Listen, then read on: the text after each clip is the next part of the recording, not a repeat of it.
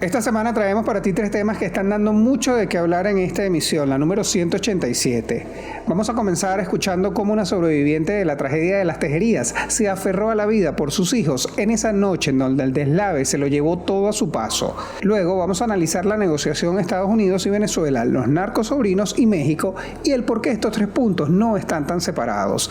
Y vamos a cerrar hablando sobre salud mental y cómo la del venezolano depende de una burbuja. Pónganse cómodos, esto está por comenzar. Bienvenidos a 3 en 1, tu suplemento informativo semanal con todo lo que necesitas saber de los portales Runrunes, Tal Cual y El Pitazo. A partir de este momento queremos invitarte a que disfrutes en los próximos minutos de los reportajes más destacados en estos 3 medios digitales. Siéntate, relájate y tómate el 3 en 1 de esta semana. Bienvenidos al episodio número 187 del 3 en 1, tu suplemento informativo semanal. Desde este lado una vez más les saluda Luis David Miquilena. Un enorme placer acompañarlos en esta emisión de este condensado de información que recoge lo mejor de los portales El Pitazo, runrun.es y Tal Cual. Entramos en la semana número 135 desde que fue decretado el estado de alarma por la llegada del coronavirus a Venezuela, y aunque tenemos unos números de contagio bastante bajos, la invitación por supuesto es a que se cuiden y a que mantengan las medidas de bioseguridad que garanticen su seguridad y la de sus familias. Esta semana vamos a comenzar visitando el portal El Pitazo y aquí tenemos un reportaje titulado Sobreviviente de las Tejerías. Me aferré a la vida por mis hijos. Tomasa Álvarez fue una de las personas que logró sobrevivir al deslave de la población aragüeña ocurrido el pasado 8 de octubre, el cual dejó más de 40 personas fallecidas hasta la fecha según las cifras oficiales que se manejan y un centenar de personas desaparecidas. Álvarez nos contó que uno de sus compañeros en la empresa ensambladora de vehículos chinos, Chery, fue arrastrado por el agua y su cadáver fue encontrado posteriormente por los cuerpos de seguridad. Escuchemos este desgarrador testimonio. Es una oportunidad de vida que Dios me está dando y yo creo que me aferró a la vida fue luchar por seguir viendo a mis hijos y mis nietos, porque yo decía, no, aquí no vas a acabar, tú tienes que vivir por tus hijos, por tus nietos. Y me aferré a ese andamio hasta que los policías, cuando cesó el agua, porque la empresa queda cerca del comando de la policía y los bomberos, me monté en los andamios y en el tope. Y los policías, cuando yo vi que estaban montados en la platabanda y que estaban ellos ahí, empecé a pedirle auxilio. Llamaron a los bomberos y ellos fueron y me rescataron ahí. La periodista Glorimar Fernández estuvo haciendo una cobertura especial de la tragedia en las Tejerías junto con la Alianza Rebelde Investiga y nos va a contar parte de su experiencia. Hola Glorimar, espero estés muy bien y agradezco en nombre de toda nuestra audiencia toda la información que nos estás haciendo llegar de toda esta tragedia que está ocurriendo en este momento en Venezuela. Quisiera hacerte un par de preguntas. La primera, además de la historia de la señora Álvarez, ¿qué más conseguiste durante esta cobertura especial que se ha hecho de la tragedia en el estado de Aragua en las Tejerías? Primero que nada quisiera saludar a la audiencia de El Pitazo, Runrunes y Tal Cual. Para el grupo de periodistas de estos medios de comunicación que dieron cobertura a la tragedia de las Tejerías, es importante continuar transmitiéndoles nuestras vivencias, nuestra experiencia durante la cobertura de este lamentable hecho. Yo quisiera comentar un evento el cual yo estuve presente, que fue en el velorio de la señora Yolanda Simosa Avilés, una mujer de 68 años de edad que lamentablemente falleció en el Callejón Victoria de las Tejerías, víctima del deslave en las Tejerías. Esta señora, como les dije, fue velada en Los Teques. Al sepelio asistió su familia, sus hijos. Yo estuve conversando con varios de ellos. 2 de estas personas comentan que ellos se enteraron, ellos supieron qué era vivir una tragedia nacional. Ellos me dicen, ¿cómo vivimos una tragedia nacional? Cuando nos tocó salir a la calle, cuando nos tocó ir a Maracay, a las Tejerías, a Los Teques, a Caracas, y sentimos y vimos que la gente estaba triste, todo el mundo estaba cabizbajo, todo el mundo estaba lamentándose lo que sucedió. Parecía ser que todo el mundo tuviese un familiar, parecía ser que todo el mundo hubiese perdido algo en las Tejerías, y ellos insistían, esto es lo que verdaderamente se nombra y se llama una tragedia nacional, una tragedia que que nos arropó a todos, que nos unió, que vimos esa parte de lo que somos los venezolanos. Eso somos, los solidarios, las personas que se unen, que trabajan, que en momentos como estos demuestran la solidaridad.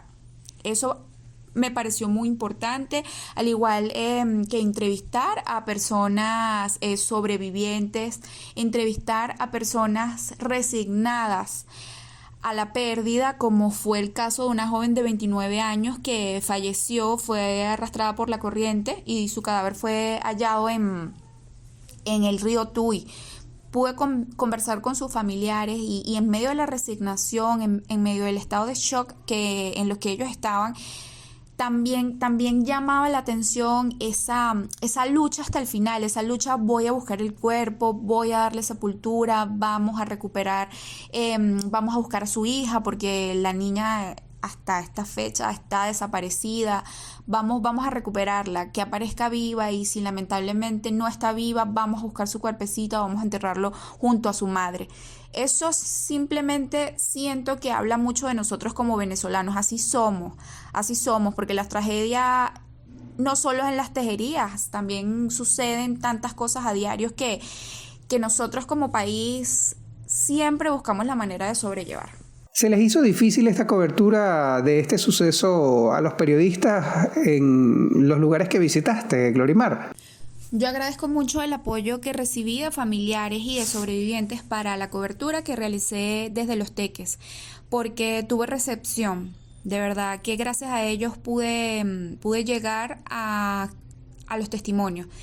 Si hubo un oficial de seguridad que me lo impidió, siempre estuvo la familia deseando que yo me acercara. Yo de verdad no tuve dificultades.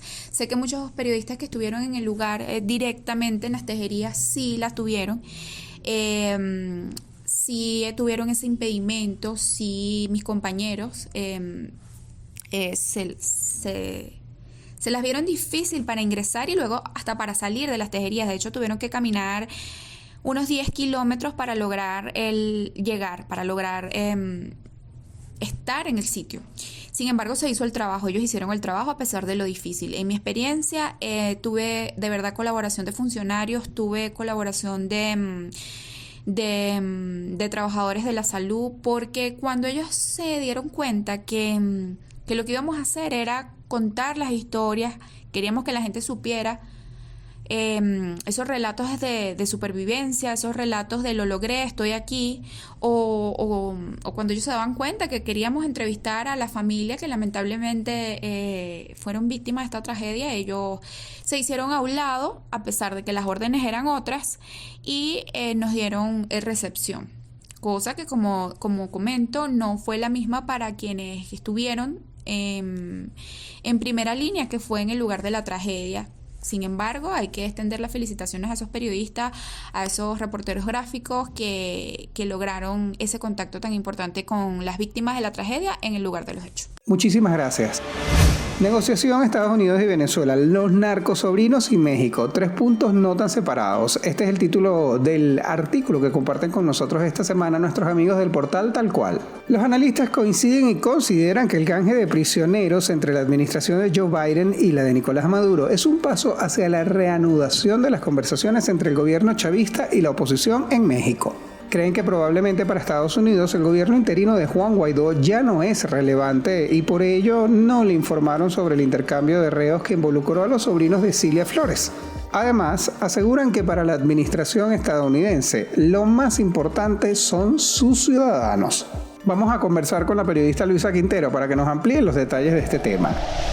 Hola Luisa, un gusto saludarte y darte la bienvenida, espero estés muy bien. Luisa, ¿quién gana y quién sale menos favorecido en este canje de prisioneros? Saludos Luis y a las audiencias de Tal Cual, Ronrones y El Pitazo. En este caso ganan los liberados, especialmente los ciudadanos estadounidenses que estuvieron presos en Venezuela, cuyas condiciones de reclusión no eran las adecuadas. Sus propios abogados denunciaron que muchas veces se les negó la atención médica, se les negó la alimentación, incluso algunos fueron víctimas de tratos crueles. ¿Y quién sale menos favorecido? Pues ambos gobiernos tuvieron que ceder. En el caso del gobierno de Joe Biden, tuvo que liberar a 2 personas, en este caso los 2 sobrinos de Cilia Flores, que fueron condenados por narcotráfico, por varios cargos de tráfico de drogas.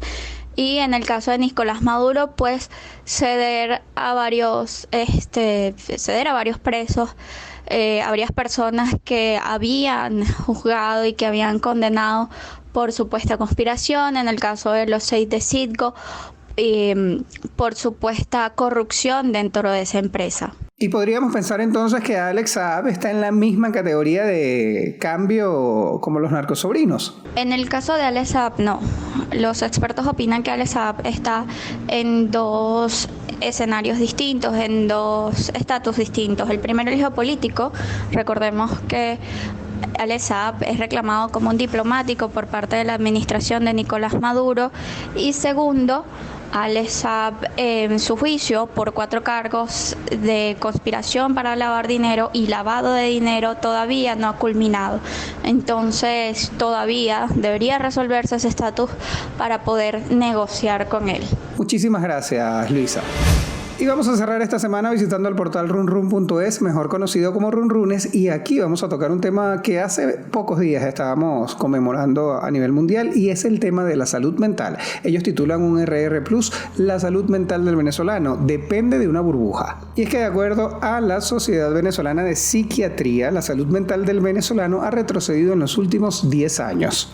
Ansiedad, desesperanza, tristeza, miedo, desasosiego, ira, insomnio y frustración son los principales síntomas que padecemos los venezolanos. A eso se le suma la negatividad excesiva y el resentimiento que también han hecho mella en la salud mental de todos los que estamos acá en Venezuela. La periodista Yacari Prado nos va a responder un par de preguntas sobre el tema. Yacari, un gusto darte la bienvenida al podcast, espero estés muy bien. Yacari, ¿podríamos decir que vivir en una burbuja es bueno para nuestra salud mental? Hola Luis, qué gusto estar de nuevo con toda la audiencia de 3 en 1. 2 expertas en salud mental entrevistadas para este reportaje comentaron que estar en la cuestionada burbuja, esa de las que mucho hablan y señalan, no debe traducirse como una negación de la problemática realidad que aún vive Venezuela, sino como una medida de protección emocional para no colapsar. La protección de la salud mental debe ser una obligación. Lo necesitamos para recargar nuestras energías psíquicas y continuar en un contexto de crisis.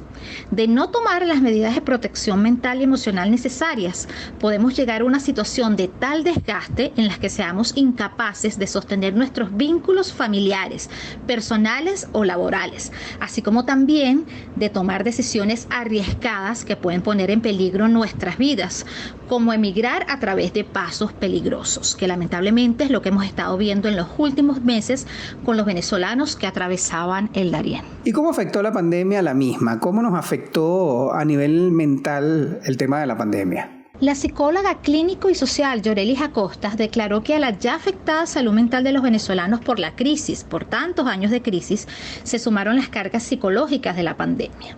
La vivencia del COVID-19 nos dejó una huella muy importante a todos, porque alteró nuestra forma de vivir, trabajar, estudiar, nos obligó a cambiar nuestros comportamientos y también trajo duelo a miles de familias que perdieron a sus seres queridos. Actualmente el país está atravesando otro duelo colectivo importante: la tragedia en las tejerías y los efectos de la lluvia en distintos estados. Justamente una de las medidas que la psiquiatra Franca Caterina recomendó para proteger la salud mental en un país como Venezuela es practicar la solidaridad. Científicamente se ha demostrado que eso nos ayuda a sentirnos mejor, al tiempo que extendemos la mano para cubrir necesidades afectivas o materiales de otras personas en estado de vulnerabilidad. En estas horas más que nunca es fundamental poner este consejo en práctica, ayudar a otros y ser generosos en la medida de nuestras posibilidades, alcances y recursos. Esto hará que nos sintamos mejor. Muchísimas gracias, Yacari, cuídate mucho. Bueno, estimada audiencia, nosotros con esto hemos llegado al final de nuestra emisión número 187 del 3 en 1, tu suplemento informativo semanal. Espero que este episodio haya sido de su agrado y que les haya gustado tanto como a nosotros hacerlo. Recuerden que nos pueden encontrar en diferentes plataformas. Estamos en Apple Podcasts, Google Podcasts, Spotify y también estamos en la plataforma de videos YouTube. Nuestra invitación es a que mantengan las medidas de bioseguridad que garanticen su seguridad y la de sus familias. En la producción de este espacio, Yagnali Fermín y Francisco Zambrano, y en la edición, Abraham Moncada. Narró para ustedes Luis David Miquilena. Un enorme placer encontrarnos en esta cita que tenemos todos los viernes. Espero tengan un excelente fin de semana. Cuídense mucho, usen su tapabocas y nos vamos a escuchar el próximo viernes. Hasta luego.